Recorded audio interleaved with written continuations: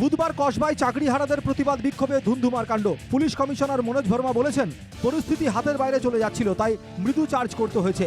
কিন্তু পুলিশের বিরুদ্ধে বেধড়ক মারধর করার অভিযোগ উঠেছে। চাকরিহারা শিক্ষকদের লাথি মারার অভিযোগও। পাল্টা রাজ্যের পুলিশ কমিশনার বলেছেন, পুলিশের ওপর প্রথম চড়াও হয়েছে। 4 জন পুলিশ কর্মী জখম হয়েছেন, 2 জন মহিলা পুলিশ কর্মীও জখম হয়েছেন। কিন্তু পুলিশের লাথি মারার ঘটনা নিয়ে প্রশ্নের উত্তরে মনোজ পান্ত বলেন, এটা ঠিক হয়নি। অনেক জায়গায় সরকারি যে সম্পত্তি আছে এটা ডিস্ট্রয় করারও চেষ্টা হয়েছে। আমাদের সিনিয়র সার্জেন্টও খুব সিরিয়াসলি ইনজার্ডও হয়েছেন। এর মধ্যে কিছুটা অ্যাকশন যেটা নেওয়া হয়েছে যাতে আর ল অ্যান্ড অর্ডার পরিস্থিতি খারাপ না হয়। লাথি মারছে, দ্যাট ইজ নট ডিজায়ারেবল। আমি নিশ্চয়ই এটা অন রেকর্ডই বলছি দ্যাট ইজ নট ডিজায়ারেবল।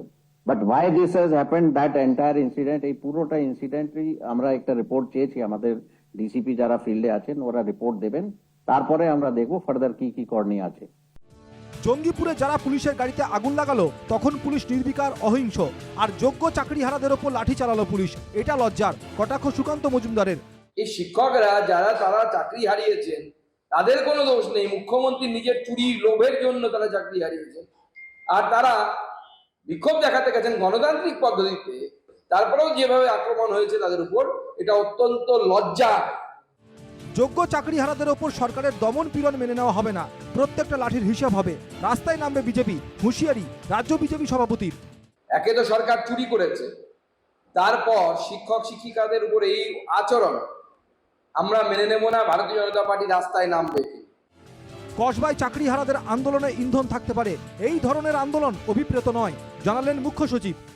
কিছু জায়গায় কারো কথায় হতে পারে, কারো ইনস্টিগেশনে হতে পারে এরকম ঘটনা ঘটেছে, যেটা বাঞ্ছনীয় নেই।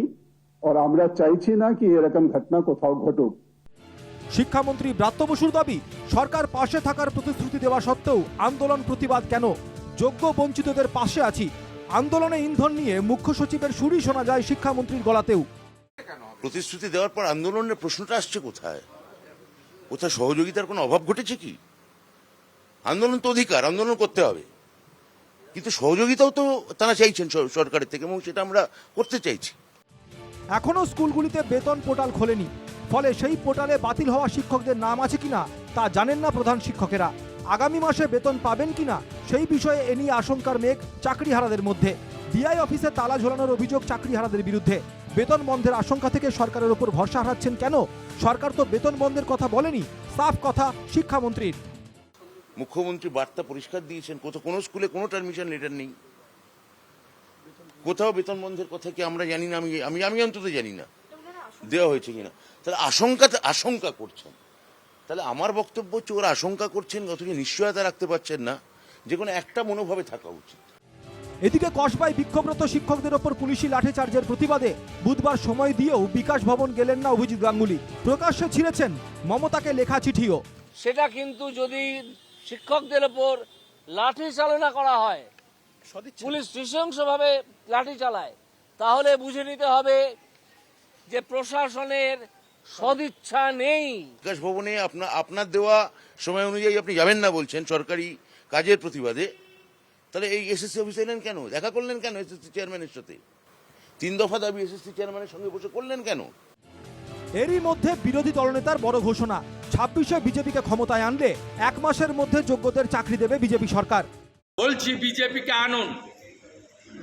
সরকার গঠনের 1 মাসের মধ্যে সিবিআই যে হার্ড ডিস্ক গাজিয়াবাদ থেকে উদ্ধার করেছে, ওখান থেকে ওএমআর বের করে যোগ্যদের তালিকা করে আমরা সুপ্রিম কোর্টে গিয়ে ফেলে দিয়ে বলবো, হুজুর এরা যোগ্য, এদের চাকরি আপনি ফিরিয়ে দিন।